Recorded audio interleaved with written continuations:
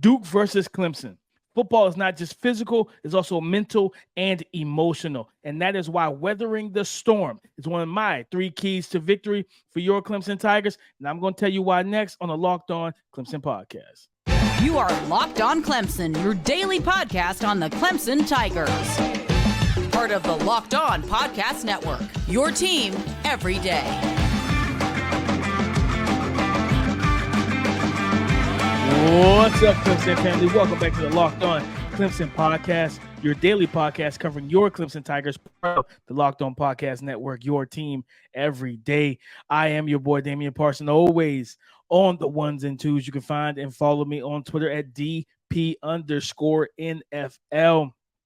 I am part of the co-host team of the Locked On NFL Draft podcast, as well as the founder of the Scouting Room. Guys, thank y'all for tapping in. Happy Monday, and thank you for making Locked On Clemson your first listen today and every day, Monday through Friday. Thank y'all for being the family, but thank you for being my everydayers. Guys, we have a fun show for you. We're going to be talking about weathering the 3 keys to victory, weathering the storm, limiting the Duke Blue Devils rushing attack, and also protecting QB1. That is Cade Klubnik. Guys, you feel that? You feel that it is game day. All right, it is game day. We face those Duke Blue Devils tonight, 8 p.m. Eastern on ESPN, primetime Monday Night Football. Guys, before we get into all the action, before we get into this conversation, I got to give a quick shout out to our sponsor, FanDuel. This episode of Locked On Clemson is brought to you by FanDuel Sportsbook, the official sportsbook of Locked On. Make every moment more. Right now, new customers can bet $5 and get $200 back in bonus bets guaranteed. Visit FanDuel.com/locked-on to get started. As I said, guys, the 3 keys to victory. And as I said in the opener, in the intro, football is it's a physical sport, right? It's, you want to have the bigger, stronger, more athletic, the faster team. You want to have the athletic aspect on your side, right? From a talent standpoint. But it's also mental and emotional. And when you're on the road, big time game, one of the main things you have to do is weather the storm. You hear any coach tell their team that pregame. Guys, we're on the road. It's a night game. The crowd's going to be live. They're going to be amped in terms of the opposition. Your opponents are going to be hyped, right? But you got to weather the storm. You got to stand tall, right? They may come out. They may enter this game and go 2 straight drives scoring touchdowns. Weather the storm. It doesn't matter, okay? We just keep on pushing, because eventually what happens is they ride the emotional high that gets them to those early points, right? That at the end of the day, it looks good in the first quarter, right? But what about that third quarter, middle of the third quarter, top of the fourth? Do you still have that energy when the emotions have died down, right? When the storm has settled, right? And I'm not talking about getting into the eye of the storm where the storm's going to still pick back up. I'm talking about the storm is almost over. And when you get to that point in the game, then that's when talent, preparation, right? Preparation meets opportunity can equal success. So those type of things take place, and you're like, okay, guys, now it's time to ball. Now it's really time to crank this thing up, because we're going to see, like, because same thing with, like, you watch other combat sports, right? Boxing, MMA. Both fighters are amped, right? And things of that nature. Somebody, especially like boxing, if it's like in the player, in the fighter's hometown or close to it, the crowd's on their side, so forth and on. The other guy is looked at as the bad guy. He's the heel. And for that guy, it's like, okay, the crowd's going to be behind him. But let's see how long the crowd's behind him, after I knock him down to the mat, after I give him that first knockdown, that first right hook and drop him down. Is the emotion still there? Are the emotions still running high? Is the energy at an all-time high, right? Because at the beginning of the games, the energy levels can probably power a city, okay? That's how loud, that's how, like, ambitious, that's how energetic just in general that the fan base and the players will be. But again, if they step on the field, the Duke Blue Devils offense comes out there and they score 14 points. But you score 14 points. Guess what? It's still 0-0, right? So what happens when they go 3 and out the next time? And then you score. Now it's 21-14, right? They go 3 and out again. you kick a field goal, right? That's 24-14. It's 10-point game. 10-point game. You're at home though, Duke. You're at home, and that's when the emotions die down. So at the end of the day, that's why I'm gonna keep saying that they have to weather the storm, weather the emotional storm that with the crowd, with the team, right? And even for themselves, you're gonna deal with your own emotions, right? Where you might want to think about it, right? You think about R.J. Mickens, Andrew Makuba, Phillips, and all those guys in the secondary, Nate Wiggins. You guys might get a little too amped and try to jump this quick crosser, and they hit you over the top with a 60-yard bomb, right? You want to jump that sluggo, that slant and go, that double move, because you want to take it to the house and silence the crowd, right? But they hit you with that slug, that pump, and then pump and go, right? Quarterback pumps you, you break, you drive down, that receiver breaks up field, and there's no safety over the top, or there's no help, and now it's a 60-70-yard play, and it's a touchdown. Right. So now you gotta weather your own storm, weather your own emotions, and say, okay, coach, that's on me. I got too hyped. I got too amped. I wanted to make a game-changing play right away. A lot of times, listen, there, like we say in basketball, there's no such thing as a 17-point shot, right? Like you down 17, there's no 17-point shot. There's not one shot that's going to win the game for you if you're down double digits, okay? And there's no one play that is going to, especially in the first quarter, no one play is going to dictate the game, right? Even if you got the pick six, they can still come back out and score again, score the next time, right? And now it's 7-7. So it makes it 0-0 again. So at the end of the day, that's where I look at this guy weathering the storm, dealing with the emotions of the crowd, dealing with the emotions of the Duke football team, and they're going to be amped. They're going to be ready to come out and defend their home turf. And they look at you guys. They look at your Clemson Tigers as a Super Bowl, as a national champion, as an ACC championship situation. Because if we knock them off and if Florida State knocks them off, if we can run the table, we'll be in the ACC championship game with Florida State, not the Clemson Tigers, right? So I think that's the big thing, weathering that storm of the fans, the players, and then weathering your own storm, your own emotions, calming yourself down. And when you have a coach like Dabo Swinney, these guys are going to be prepared. They're going to be prepared. The main thing is just not going out there and making those emotional, mental mistakes because you just like you're too hyped. We see it with quarterbacks too, guys. We see it with quarterbacks. Cade Klubnik, don't come out there too amped, man. Relax. Let the game come to you. Don't come out there missing high and different things like that and throwing in the double coverage because you're just trying to give your guy a shot. And no, man, just play ball. Just play ball. But weathering the storm will be very pivotal. It'll be very key and very important for your Clemson Tigers. That's key number one of my 3 keys to victory. What is number 2?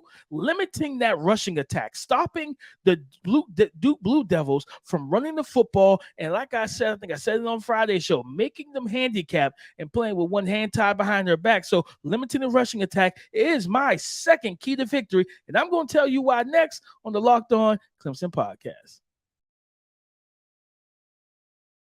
Now it's time for your game changer of the week, brought to you by Athletic Brewing Company. Much like Cade Klubnik, Athletic Brewing Company has completely changed the non-alcoholic beer game. They make non-alcoholic beers that actually taste good. I chose Cade Klubnik for one simple reason.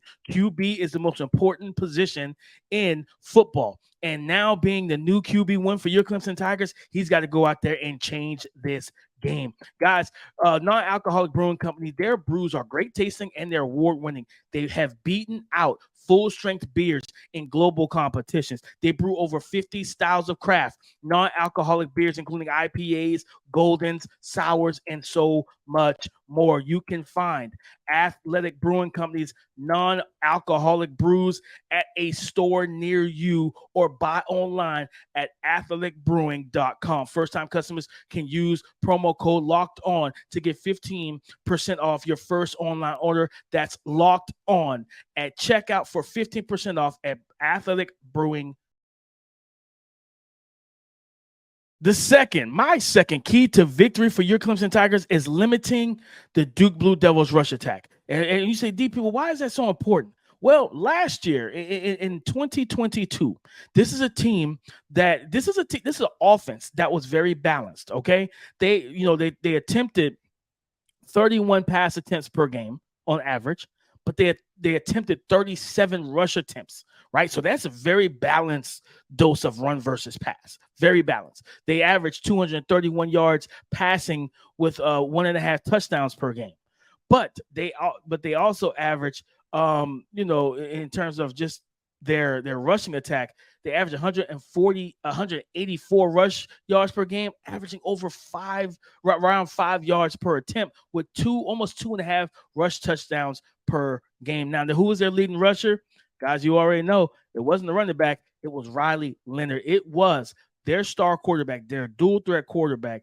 Riley Leonard was their top rusher. So when I say you got to limit the run game, you got to make them play handicap, one hand tied behind their back. Riley Leonard had 124 rush attempts for just literally a yard shy of 699 rush yards. He averaged almost 6 yards per carry. He had 13 rushing touchdowns. He had the most attempts by one attempt. He had the most yards by well over 100, and he had the most touchdowns by over with more than 5, with around 5 more than the next guy who was supposedly one of the running backs.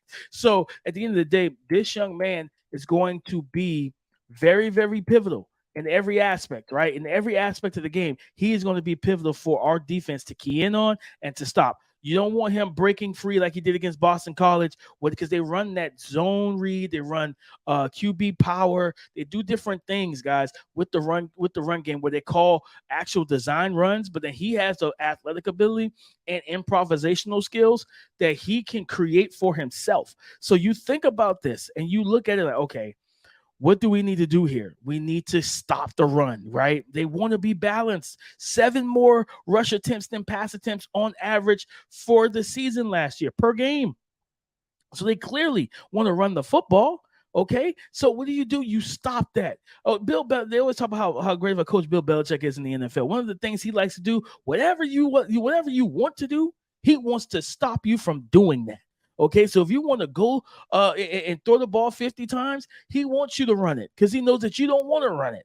Okay, so in that case, the question is, do the Duke Blue Devils, Mike Elko and that offensive staff, do they trust the passing game enough to lean on it? Or do they want to lean more on the run, right? Is there a specific reason? Because they have talent at the quarterback position. They have talent at wide receiver, okay? But in this situation, and then here's the other key. Remember, I keep bringing this name up because it's a name that you got to highlight. Jake Hornibrook, the right tackle who's never played tackle a day in his life at the college football level. He's played left guard and he's played right guard. So what are you saying, DP? What I'm telling you guys is this. That young man, why would you expose him to 40 pass attempts with Xavier Thomas ready to rock and roll this season? Why would you expose him to that if you are the coaching staff? Here's the thing. You don't. You do not do that. You do not expose him to high amounts of pass block opportunities unless the game script just goes out of the window, right? You want to run the ball. You want to let hit, because you got to think about this, guys. Like offensive linemen, they tend to get into rhythm when they can get the run game going, right? Be physical, lean on guys. Like I think I talked about this on Friday's show. When you run the ball heavy, you allow your 300-plus pound offensive linemen to lean on 240-pound, 250-pound edge rushers, 290-pound D tackles, and all that type of stuff, and even getting to the linebackers. You can drain their legs. You can tire them out, right? It's just like in basketball, right? When you have a bigger body, offensive player, and the guy that's guarding him, his defender is smaller. You know how you take away a jump shot? You pound the paint. You know what I'm saying? You make that person's leg, you make them defend and everything like that. So you sitting there, you think about Shaq. Think about Shaq, Dirk Nowitzki having to play center all game against Shaquille O'Neal in his prime. Dirk isn't hitting too many threes after, by the time we get past halftime, because Shaq is going to have his body so beaten up and so tired, he's not going to be able to chuck up those long distance shots. So in the football sense, when you lean on edge rushers who are quick twitch, who are explosive in the lower body from their legs, you drain those legs, man. You lean on them. You make them have to, to legitimately stand up at the point of attack and be physical. A lot of times you do that long enough within the game, man, you don't have enough juice in the fourth quarter when it's 3rd and 10 and you need to get to the quarterback. So that's what you do. I expect them to want to run that ball and get Jake Hornibrook into a rhythm, get him comfortable. But if you come out passing, right, or you take away, if Clemson and Dabo Swinney and Wes Goodwin, the defensive coordinator, take away this rushing attack, take that away, right, and force Jake Hornibrook to drop back 30 plus times out of necessity, not because, again, basketball or football, 2-3 zone in basketball forces you to take shots out of rhythm from the long range, right? It's not like, hey, I was coming off a screen and I could just pull up a 3. No, it's we can't get to the paint, so we got to swing the ball around and we're taking shots that we don't want to take, okay? And that's the same thing, right? Instead of pass blocking on play action, right, after you've ran the ball so well, and you're picking your spots, and it's more calculated, you have to pass protect, you have to drop vertical, drop diagonal, quick set. You got to do those things out of necessity to protect your quarterback, because the game script, Clemson's up 15, Clemson's up 17, you got to throw it. You can't keep running it, or you're going to basically tell the fans we're surrendering to the Tigers, because running the ball runs the clock out. So that's where I look at. Is this second, my second key to victory, limiting the rushing attack, forcing them to pass, which opens up the opportunity. Like I said, preparation plus opportunity can equal success. So now if you're Xavier Thomas and you say, listen, we're up 14 and they're dropping back every play, pin those ears back, XT, and go be an X-Man. All right, go be the X-Man that you are. Go be that uber powerful, uber talented, you know what I'm saying, uber athletic specimen that you are. Go be special and teach Jake. Matter of fact, here's what you do. You give him a welcome to the 2023 season. Welcome to playing offensive tackle. Give him that moment where you blow by, you dip and rip, and you come and sack him, strip sack, Riley Leonard, because the right tackle has to drop back more times than he might be comfortable with. So, guys, like I said, the second key to victory, limiting the rushing attack, forcing them to play with one hand tied behind their back, forcing them to play handicap, forcing them to throw the ball at a high clip a lot in this game, and allow your pass rushers to get in the backfield. Force them to be, not to be balanced, force them to be pass heavy, and you can have success, guys. But let's get to our final. Listen, last but certainly not least, my third key to victory, protecting QB1, Cade Klubnik. Why is that so important? I'm going to tell you why next on the Locked On Clemson podcast.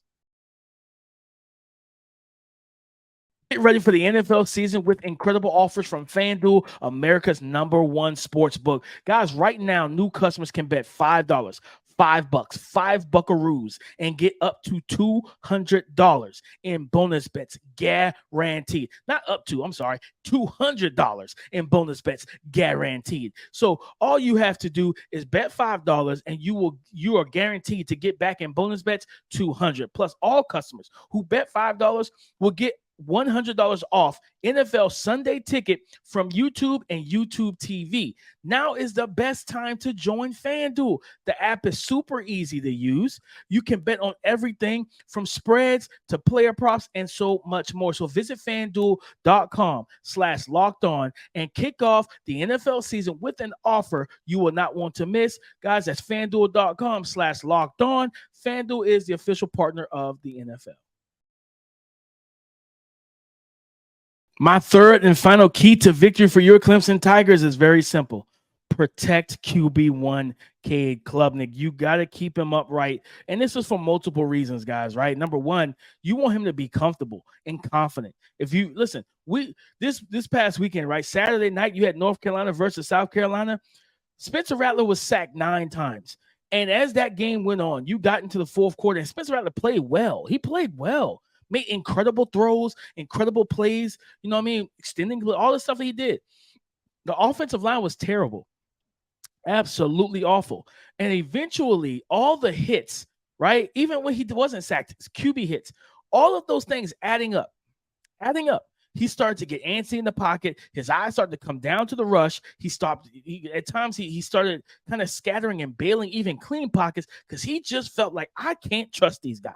So that's number one when it comes to protecting Cade. You don't want him to have those things where he's thinking and not reacting. He's thinking, man, I may have to get out of here. Instead of, typically the sweet spot or the phrase is like quarterbacks have 3 seconds in the pocket to get the ball out. You don't want Cade thinking shaving time off of the 3 seconds. Okay, 1.5 to 2 seconds. I got to get the ball out or I got to get out of the pocket. You don't want him thinking that, right? So protecting him is big. Now, you say DP, well, how was the protection last year? How many sacks did we give up? Last year with DJU and combined with Cade Klubnik, only 28 sacks on the season. Now, when you look at the Duke Blue Devils last year, they had 36 sacks, right? When they had two players over 5 sacks. Dwayne Carter, who's their star defensive lineman, and then their nose tackle, Brandon Johnson, both of them having 5.5. Okay. Now, the crazy thing about it, also, ball security, because Dwayne Carter is one of the best in football in terms of getting in the backfield and creating pressure as an interior defensive lineman, but also getting the ball out. He had 3 forced fumbles and also recovered 3 fumbles last year as well. Brandon Johnson, he went 2 for 2. 2 fumbles forced, 2 fumbles recovered. This is a team, actually. When you look at the fumbles forced last year, they had 17 fumbles forced and 16 recovered. So those are great odds in terms of if they get back there, they are coached to go after the football and then go and be aware, okay, I got the ball out, now go get the ball, right? And things and it's also being coached to having that motor. It's because it's just not enough. You see some guys get sacks and celebrate. This is not a defense that does that. So protecting Cade number one, keeps him comfortable in the pocket and keeps him trusting the protection so he can make the plays that he needs to make. And then number two, it helps with turnovers, because this is the team that's coached and is really good at creating turnovers via fumbles. Now, also on the flip side of the turnover aspect, keeping him protected will not force him or speed up his process, where then he's not reading the coverage well enough. He's reading it too quick and he's throwing the ball. And now you're allowing a safety to drive down like they run cover one robber. They're showing too high, but but that strong safety is the robber, and he works down post snap, right? And he triggers down and robs the offense of a possession because he just took that. You want to try and throw that in breaker, but guess what? It's double coverage because now I'm right here as the robber on the inside leverage. So it's all these different things that comes with protecting him, right? Because then at the same time, like I said, what are the benefits of protecting him? Not just limiting potential turnovers, not just keeping him comfortable, on the adding to keeping him comfortable. Because if you protect him, you give him time in the pocket, you allow him to assess the defense, you allow him to strike with calculated reads and reactions and throws, and then you allow him to get into a rhythm.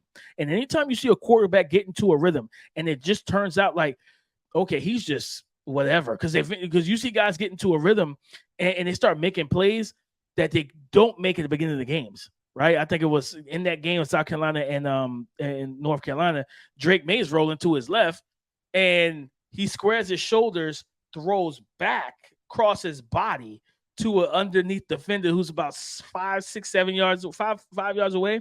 But he turns and does this number here and throws it right past the pursuing defensive lineman, right? That's special stuff. But he didn't do that at the beginning of the game. He got into a rhythm, and that's the stuff that you want to see from Cade. But Cade can't do those things, guys, unless you protect him, unless you get him into a rhythm. So why is it important? Let's recap it one more time. Why is it important to protect Cade Klubnik? Why is that one of the keys? Number one, it allows him to be comfortable in the pocket, trust the offensive line, and when he has time, he can then assess, read, react, and slice and dice that Duke Blue Devil defense and allow him to get into a rhythm.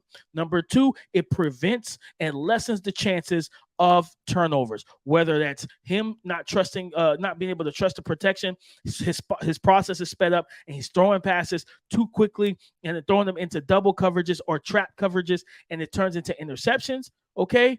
Or, with that pass rush, with that defensive line, they're coached to get the ball out. They're coached to sack the quarterback. And if you don't protect him and you allow Dwayne Carter, Brandon Joseph, Brendan Johnson, I'm sorry, and any of their other defensive linemen, if you allow a defensive player, front seven as well, if they blitz, if you allow these guys to get back there and they're strip sacking your quarterback, there's more opportunities, right? Preparation. They prepare to do these things. Preparation plus opportunity can equal success. And if you allow them the opportunity to add with their preparation, they can not only strip sack your quarterback, but then make it a turnover and give the ball back to their offense, to Riley Leonard, in short fields. So there's so many benefits of protecting Cade, but those are the main ones for me, guys. Allow him to assess, read, react, slice and dice, and get the ball out and get into a rhythm so he can prove why he is and he was named QB1 this summer. So, guys, that is our show, man. I had a great time talking ball with you. Like I said, happy Monday. Thank y'all for making Locked On Clemson your first listen today and every day, Monday through Friday, man. I appreciate y'all. Listen, remember this phrase, FTA, for the algorithm. Comment, so it stays within the YouTube's algorithm, man. Help your boy out. Let's continue to build this thing up. Go subscribe and follow for free on YouTube or wherever you listen to podcasts. Get the latest episode as soon as it is available on YouTube. Like I said, for the algorithm, that's why I want you to comment and everything. But also, guys, hit the bell notification, subscribe. Let's get the channel up to 1,000 subscribers. We're well over 600. We're creeping closer to 7. Let's get there. I want to be at 1,000 by week 3. Can we do it? That's my challenge to y'all. Can we do it? And in fact, if we can, all right, I'll do a raffle. And I'll do a raffle, okay, and then I'll send some Clemson merch to any of the subscribers, right? I'll pick one and everything like that, and we'll go from there, guys. So let's do that, guys.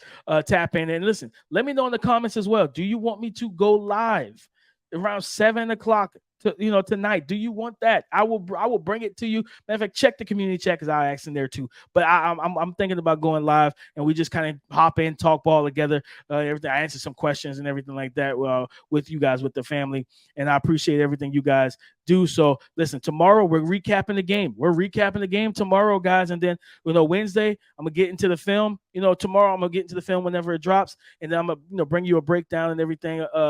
Just a verbal breakdown, but the real breakdown film wise will be on the Patreon account that I will drop in the community chat. But guys, listen. Thank y'all so much. In terms of Twitter, you can find and follow me there at DP_NFL. Talk to me because I do talk back. Come and join the conversation again tomorrow on the Locked On Podcast Network. Your team every day. Go Tigers.